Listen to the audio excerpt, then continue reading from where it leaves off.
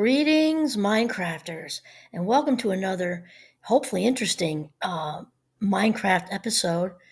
My name is Kimberly Quinn, and I'm here to help you become the boss of your brain. That is what Minecraft is all about because thoughts come first, followed by feelings, and actions or behavior first. So, literally, our thoughts dictate how we live. What we allow in our thinking, okay, the thoughts we allow in dictate how we feel and therefore dictate our lives. That's just it, plain and simple. And so today, we've been talking a lot about within the Minecraft YouTube about being in our frame, and that also I'm going to do another one soon on the non-judgment that's involved with that. And this is it's similar but different because I want to talk about sort of acknowledging or residing in the totality of who you are, all things considered, imperfections, things you like about yourself, the whole thing, because there's something called toxic positivity, which I'm sure many of you have heard of. And that's sort of ignoring the negative feelings and just focusing on the positive. Now, obviously, I'm all about focusing on the positive, though it doesn't mean ignoring, when you've been hurt, legitimately hurt, or you've hurt somebody else and that hurts you because you wish you didn't do it and you feel now you feel guilty and maybe ashamed and terrible. So all those things are negative emotions, the guilt, the shame, the feeling sad or depressed or whatever. And so we did, like we talked about the catch and release thing, like with anger, right? So it's very important to acknowledge all parts of us as being part of us. And I also have to do a shout out to Richard Carlson because he has inspired me today to have this talk. And one I feel strongly about because obviously we've been talking a lot about self value, and along with self value comes self acceptance because you can't really value yourself if you don't accept yourself exactly as you are. Your spirit is perfect. Remember, we are spiritual beings having a human experience. And so, Richard Carlson writes these "Don't Sweat the Small Stuff" books. They're a series, and I own, I think, three of them. I believe there are more, but they're these short little books that have these daily. It's not a daily meditation or anything, but there's these page and a half little chapters, and wow, especially with the current bandwidth that people have, I find them just enormously satisfying because you can get just a little snippet of something in it, and it seems when I read them, it's just what I need to hear kind of thing. It's sort of strange how the universe works that way. So Richard starts out by saying Zorba the Greek was said to have described himself as, quote, the whole catastrophe, end quote. The truth is, we're all the whole catastrophe, only we wish that we weren't. That is the key. We wish we weren't. When we mess up, when we say something and then we wish, oh, well, how did I do that? That's all the ego talking. That's the ego is saying, well, you have to be perfect. No, you don't, because you aren't.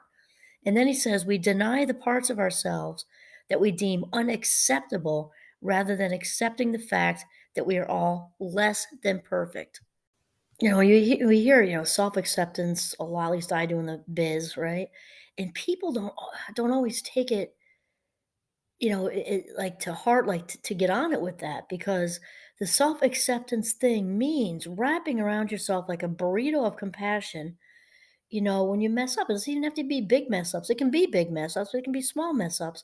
And I was just having a chat with a colleague last week. It was something that happened with him, and that he was having all kinds of emotion about. And I said to him, I said, how would you, because he was being so hard on himself, you're not giving himself a lot of slack. I said, what would you say to your best friend or partner? Would you say, suck it up, buttercup? And he right away said, no, no, of course not. No. I said, well, okay. So why aren't you saying this to yourself that, it's okay? That this, whatever it is too much right now. And that is okay. That's all right. And we have such a difficult time allowing ourselves, to have these little, spots, you know, on us, in us, within us, whatever, that just aren't perfect. And that is way okay. And then Richard continues, he says, one of the reasons it's important to accept all aspects of yourself is that it allows you to be easier on yourself and more compassionate. Kind of like what I was just saying with my colleague who was going through this sort of rough situation. that happened to him just a couple weeks ago. And he was just so, I should have, could have, I feel guilty. No, you don't need to, because you didn't even, what happened wasn't even his fault. It was just something that was just really bothering him. And so when you act or feel insecure, rather than pretending to be together, you can open to the truth and say to yourself, I'm feeling frightened, and that's okay. If you're feeling a little jealous, greedy, or angry, rather than deny or bury your feelings, you can open up to them, which helps you move through them quickly and grow beyond them. Spot on, Richard Carlson. This is where the mindfulness piece comes in, where we don't have control over what feelings just whoosh over us as far as like in that second, right? Controlling our thoughts, yes, and sometimes they just whip across. We see something, we're in a hard place, somebody appears to have it easier, so there goes an envy thought. So what we want to do is not reside there. That's for sure. But we can acknowledge, okay, it seems that maybe I'm coming from a place of feeling insecure today. And that's something that I can work on, have a conversation with myself. And it seems I'm feeling a little jealous today. It seems that I'm feeling a little underneath today. Okay. Welcome to the human race. So what? And who cares? That's kind of what we're talking about. And then he says, when you no longer think of your negative feelings as a big deal or something to fear, you will no longer be as frightened of them. That is so, so, so true. So we're talking about the catch and release thing again. We notice a negative thought, which is going to lead to a negative feeling. Okay. So again, the feelings are big indicators of what's going on in your head. So if you're walking around feeling angry, you have been thinking angry thoughts, like we know that for sure. And then again, we want to validate, wrap around it. Why am I feeling angry? Kind of, reflect on that.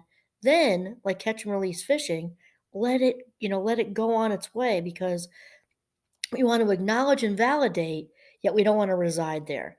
So the toxic positivity, we just ignore it entirely. Healthy, good, genuine, authentic positivity acknowledges, wraps around, reflects, validates, right? And then chooses to consciously get out of that place, because if we are on autopilot, the brain loves patterns and loves to find what it's looking for. So if we don't make a conscious choice to slide out of that into a more positive place, there's a good chance the anger or jealousy or greed or guilt or whatever it is, just going to stir up more anger, jealousy, and greed if you don't make a conscious choice to shift out of it. So that's where being on the Minecraft track comes into play, is the shifting out of it part. Because the brain, when is lazy, and when it's on autopilot, it's just going to keep looking for more, to keep digging the ditch, keep digging the ditch. So that's the part we want to focus on, is validate, then shift out of it. Yeah. And then Richard makes another good point. He says, when you open to the totality of your being, you no longer have to pretend that your life is perfect, or even hope that it will be. Oh my God, let go of that crap. It's so true. Instead, you can accept yourself as you are right now. Amen, brother. You can accept yourself as you are right now. Again, think about it. If it's your best friend or partner, or maybe that's an overlap, and that's the same person.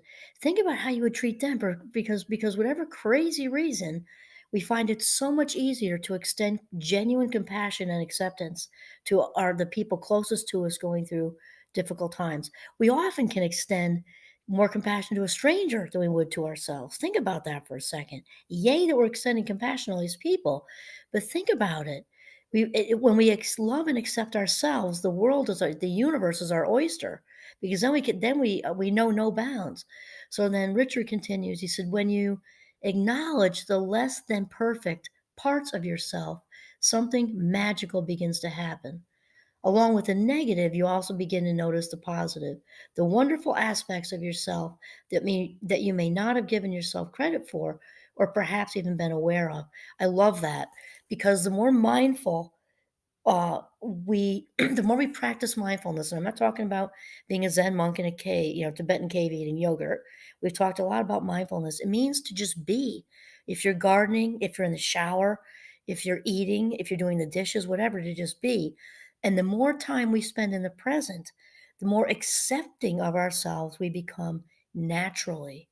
When we are in the present moment, we learn to not judge, and these feelings and these thoughts first, then feelings come flying across, and we learn to just kind of take life as it comes, for lack of a better way to say it. We don't judge ourselves. We can just sit with ourselves and our imperfections and be okay.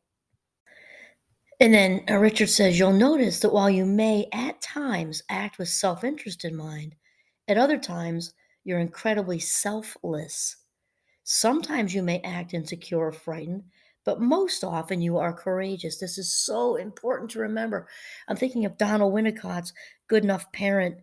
It's actually Good Enough Mother, but 2022 version, Good Enough Parent from the 50s. If we just slide that parent role out of there, okay? Just being a good enough person, because he demonstrated with his research that kids were okay if they had mom and dad or mom and mom or whomever taking care of them the high majority of the time when they were hungry, angry, sick, or tired, and picked them up and held them most of the time. It means that mom and dad or dad and dad or whomever are allowed to have a tired moment, to have a cranky moment, to have it take a few minutes longer because they fell asleep in the chair after being exhausted from 2 jobs moment, whatever. The kids grew up happy and successful, and success defined in a gazillion different ways, just well-adjusted, happy adults. So if we slid that parent part out of there, the role, the good enough, and we just gave ourselves, the role of good enough person. Okay, so maybe I was jealous. You had a jealous moment yesterday. Maybe I had an annoyed moment, whatever. Maybe I had whatever, angry moment. Most of the time, or an insecure moment, most of the time, like he says, most of the time I'm courageous. Most of the time I feel secure. Most of the time I'm not jealous. Most of the time I'm not greedy. And you know what? I've had a lot of really good selfless moments when I freely gave of my time and stopped what I was doing to listen to someone.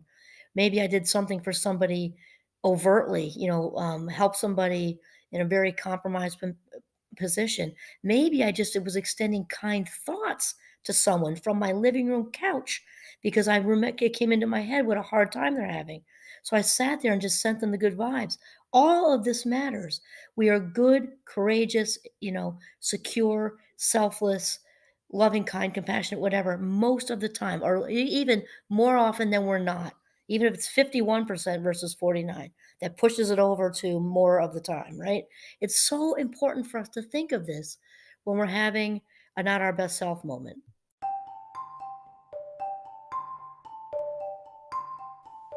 Okay, so here's the thing, Richard and I are in agreement on this, that opening up to the totality of your being, the the whole and complete person you are, including the imperfections, he said, is like saying to yourself, I may not be perfect, but I'm okay just the way I am. I may not be perfect, but I'm okay just the way I am. When negative characteristics arise, you can begin to recognize them as part of the bigger picture. Rather than judging and evaluating yourself simply because you're human, you see if you can treat yourself with loving kindness and great acceptance. Remember that best friend partner thing. Think about when you're being hard on yourself. Would you say, suck it up, buttercup? When a friend's going through a hard time? Probably not. So try to wrap around yourself with that same empathy. And then he says, you may indeed be the whole catastrophe, in quotes, but you can relax about it. So are the rest of us. I love that. This is Kimberly Quinn signing off from Northern Vermont. Have a mindful day.